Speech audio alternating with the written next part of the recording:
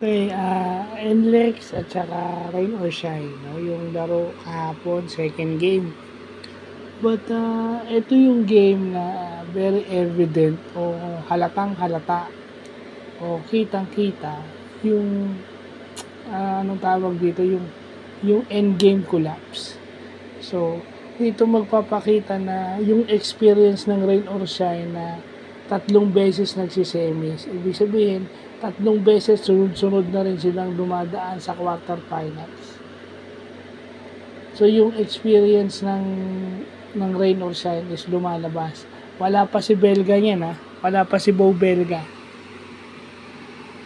Kulang pa sila ng lagay na yan, ha? Pero, yun yung hindi natin matatawaran, no?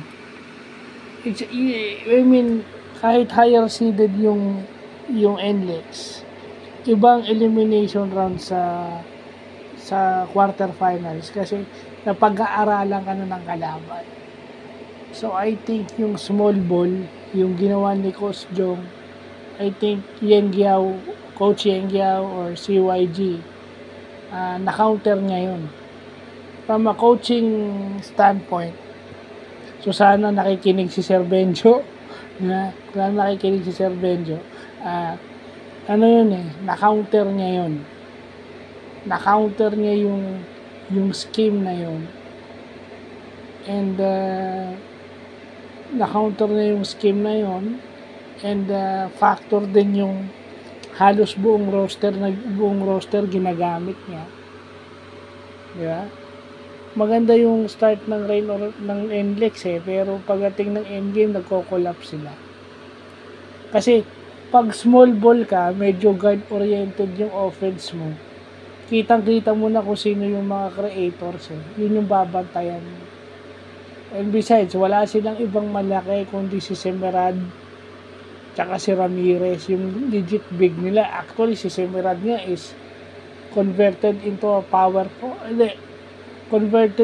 big si Semerad. Kasi ang natural niya is number 4. Pero sa NLEX, napupuwersa siyang mag-sentro. Yun kulang sila sa malaki with si Brandon Ramirez lang yung malaki nila.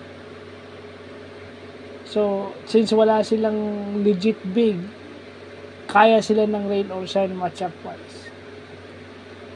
Kasi si Brandon Ramirez at saka si Kit Dato, match lang yun.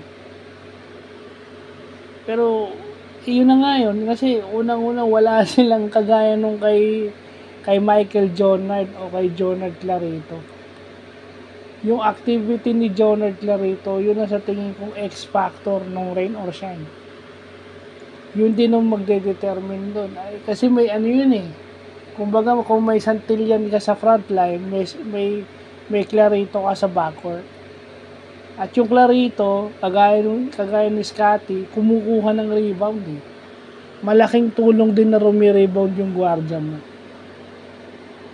Kasi one, it can fuel your fast break, it can dictate yung tempo ng game na gusto mo, yung pace na gusto mo.